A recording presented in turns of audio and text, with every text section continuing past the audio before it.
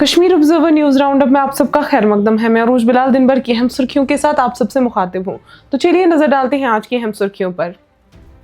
Directorate of school education Kashmir ने स्कूलों के औकातकार 1 अप्रैल से तब्दील कर दिए। कश्मीर में ईद की खुशियां माशी मुश्किलात की नजर। जम्मू व कश्मीर के वजीर आला उमर अब्दुल्ला ने कटरा में शहीद कांस्टेबल जशवंत सिंह को खराज अकीदत पेश किया। तिबियान कुरानी रिसर्च इंस्टीट्यूट की जानिब से कुरानी खताती की मुनफरिद नुमाइश। म्यांमार में जल्जले से हलाकतों की तादाद 1000 से तजावुज कर गई। मलबे से मजीद लाशें बरामद। अब खबरें तफसील के साथ। Directorate of school education Kashmir ने 1 अप्रैल से स्कूलों के औकात में तब्दीली का ऐलान कर दिया है। 1 अप्रैल से श्रीनगर म्युनिसिपल हदूद में सुबह 9 से 3 बजे तक और दीगर इलाकों में सुबह 9:30 से 3:30 बजे तक क्लासेस होंगी।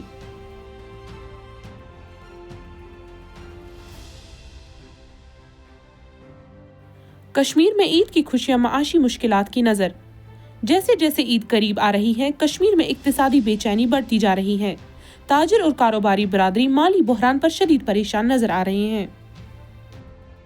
तो इस वक्त ये फाइनेंशियल क्राइसिस हो रहा है, इसकी वजह से जो ईद आज मना रहे हैं ये बहुत सादगी से लोग मना रहे हैं। इत कन ब्रोस लुक कर जहाय अत क्या वनान बेकरियन तो वेकरियन पे वनस वारिया सिंपल लुक ईद करान। अत वजह क्या सोन वनस कारोबार सन बाकी चीज़ मज फाइनेंशियल यमो कारोबार पोस जाना तिमन मज कमी, इसलिए ईद सारी सादगी सान मनान। क्या प्रत कुन चीज़ भाव सनर दुकान पे सोन टच कर 10 दिस टाइम। इथे कन बाकी चीज़ हालांकि सब्जी वब्जी सस्त, मगर असन माज वर वसान। माज तमती जो हमारे इकोनॉमिकल क्राइसिस की वजह से गरीब लोग ऐसे भी कुछ इतने बिलो पॉवर्टी लाइन है जो कुछ बेचारे शर्म से कह भी नहीं सकते, उनके घर में खाने के लिए पैसे।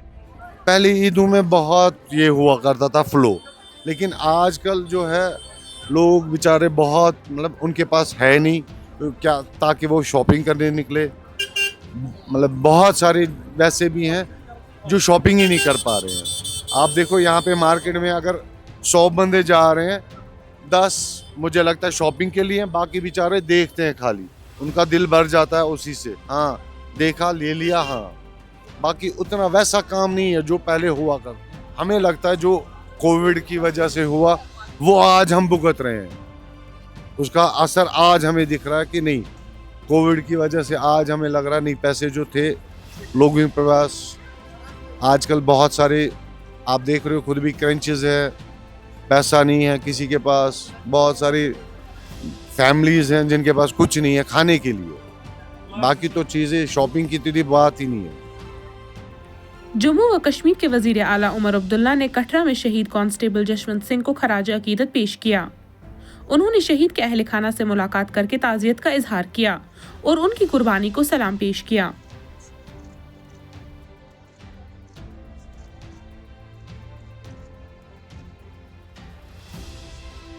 खुल जाएंगे तो होम डिपार्टमेंट के तरफ से इसका केस जो है वो बन जाएगा, और ये चारों जो हमारे बहादुर पुलिस के जो इस हादसे में शहीद हुए उन सब का जो है घर के लिए SRO का केस और बाकी जो रिलीफ हमें देना होगा वो हम दे देंगे। लेकिन हमारी तो ये कोशिश होनी चाहिए कि इस तरह के हादसे हो ही ना, कि इस मिलिटेंसी पे हम इस तरह काबू पाएँ कि जम्मू कश्मीर में इस तरह मातम का जो है सिलसिला ये हमेशा के लिए बंद हो जाए। सीएम साहब कहाँ कमी रह रही है, क्यों खत्म नहीं हो पा रहा? अब ये फिलहाल तो कहा नहीं जा सकता ये कौन थे, लेकिन अंदाज़ा ज़रूर लगाया जा सकता है क्योंकि ये पहले भी ऐसा हुआ है।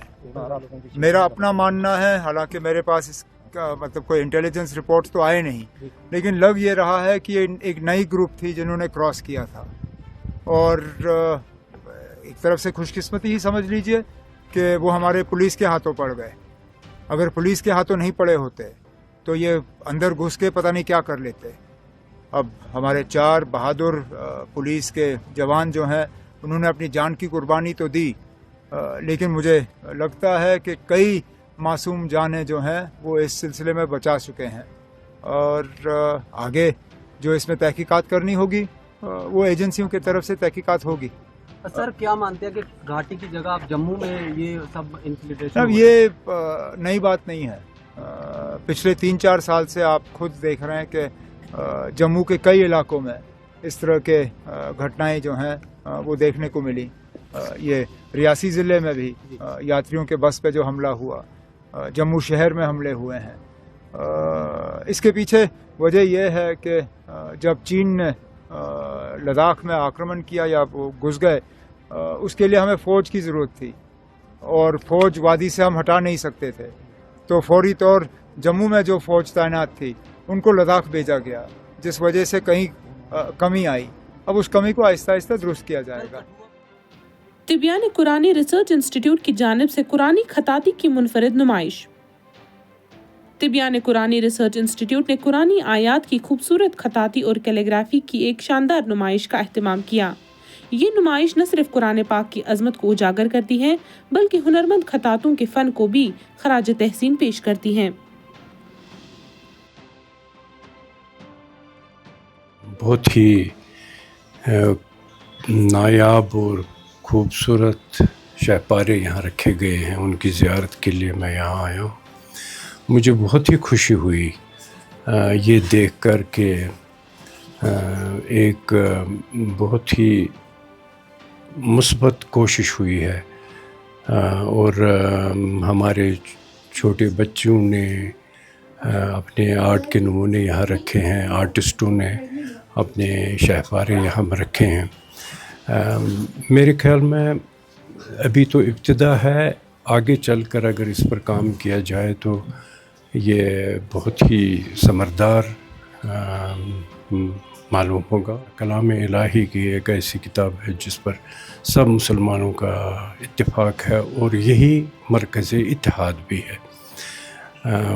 ہر مسلمان کو اس کے ساتھ عقیدت ہے اور اس کے پیش نظر جن آرٹسٹوں نے اور جن اس فیلڈ میں ماہرین ہیں اور یا ابھی شروع کر رہے ہیں یہ کام، ان کا لگاؤ دیکھ کر بہت ہی خوشی ہوئی.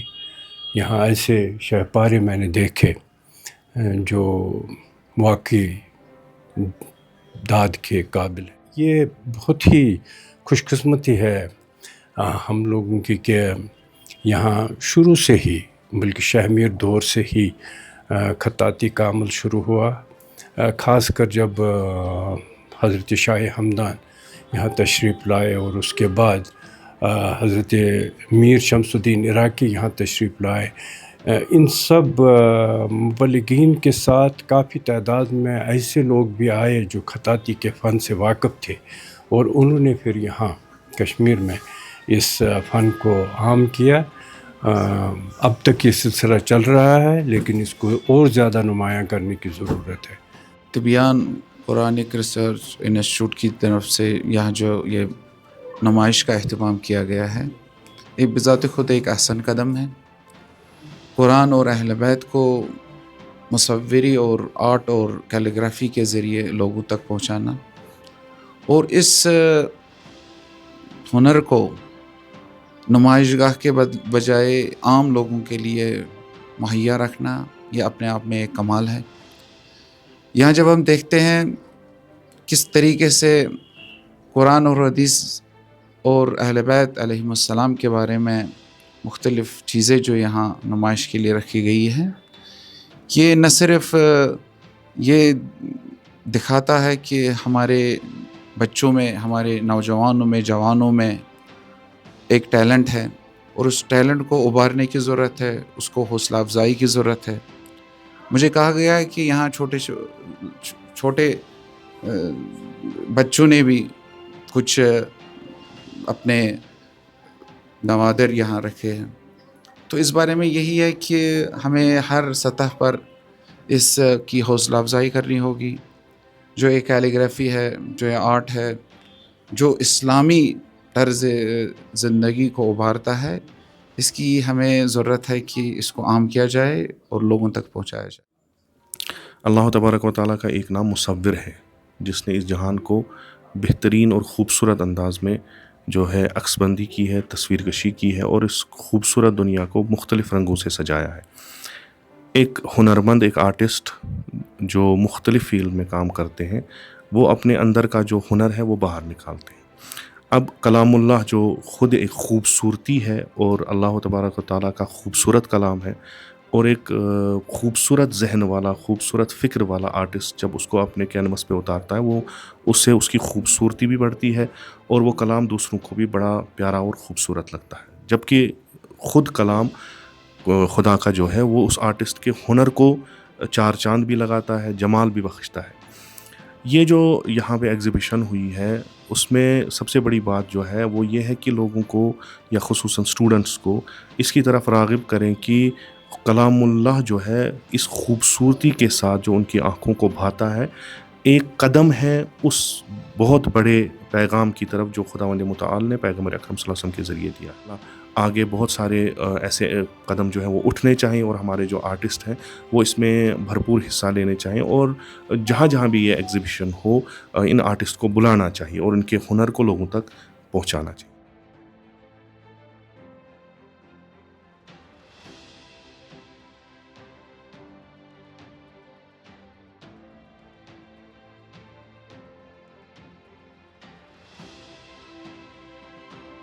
میانمار میں زلزلے سے ہلاکتوں کی تعداد 1000 سے تجاوز کر گئی، ملبے سے مزید لاشیں برآمد۔ میانمار میں شدید زلزلے کے نتیجے میں مرنے والوں کی تعداد 1000 سے زائد ہو گئی ہیں، جبکہ ریسکیو ٹیمز مسلسل ملبے تلے دبے افراد کو نکالنے میں مصروف ہیں۔ زلزلے سے ہزاروں افراد بے گھر ہو گئے ہیں۔ حکام کے مطابق ہلاکتوں میں مزید اضافے کا خدشہ ہے۔